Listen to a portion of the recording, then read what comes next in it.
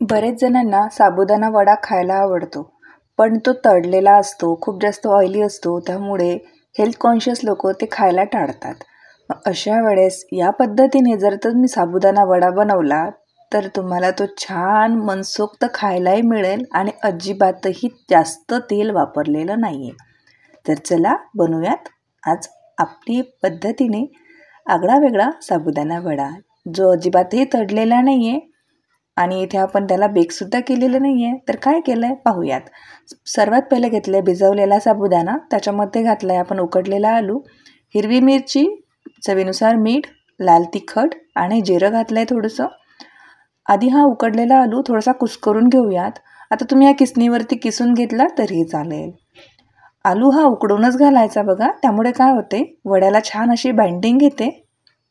आषाढी एकादशी जवळ येत आहे आणि प्रत्येकाला, मला वाटतं महाराष्ट्रात प्रत्येकालाच उपवास असतो एकादशीचा. तर त्या दिवशी या पद्धतीने जर तुम्ही साबुदाणा वडा बनवला ना तर लहानांपासून मोठ्यांना सर्वांनाच आवडेल आणि सर्वजण आवडीने खातील असाच आहे. कारण कोणाच्याच मनात शंका नसेल की बापरे किती सारं तेल आणि किती हा तळलेला. कारण आपण आज हा वडा तळणार नाही आहे. तर यासाठी बघू शकता सर्व जिन्नस थोडंसं मिक्स करून घेतलं. आता आपण याच्यामध्ये घालतोय शेंगदाण्याचं कूट. तर शेंगदाण्याचं कूट घालताना शेंगदाणे आधी भाजून घेतले आणि ते मिक्सरला दरदरसं असं वाटून घेतलं. बघू शकता अर्धी ते पाऊण वाटी शेंगदाण्याचं कूट आपण याच्यामध्ये घातलेलं आहे.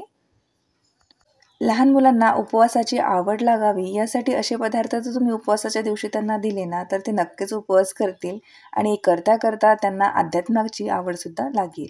पाहू शकता, कारण आधी पोटोबा नंतर विठोबा असंच लहान मुलांचं असतं बघा.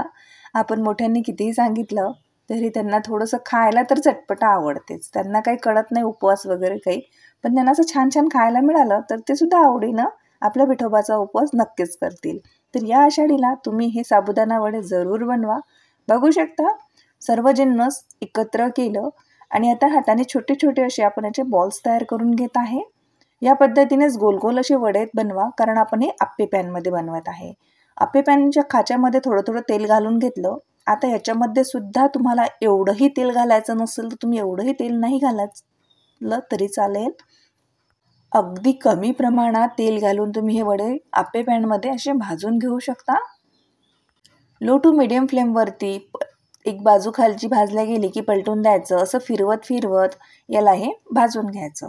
हे वडे बनवताना थोडासा वेळ जास्त लागतो, पण हे वडे खूप जास्त हेल्दी आहेत, कारण याच्यामध्ये खूप कमी तेलाचा वापर झालेला आहे. तुम्ही बघितलंच.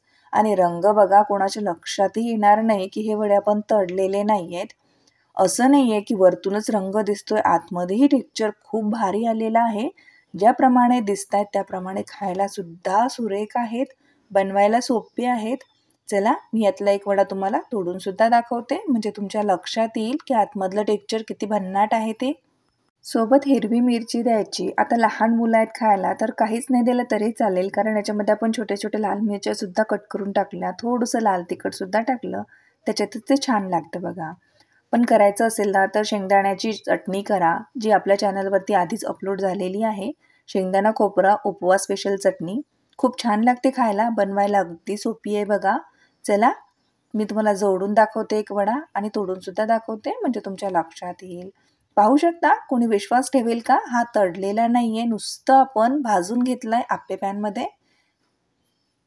Wow, perfect. बघितलं टेक्स्चर काय भन्नाट झालेलं आहे. तर नक्कीच बनवा आणि तुमचे अनुभव माझ्यासोबत जरूर शेअर करा.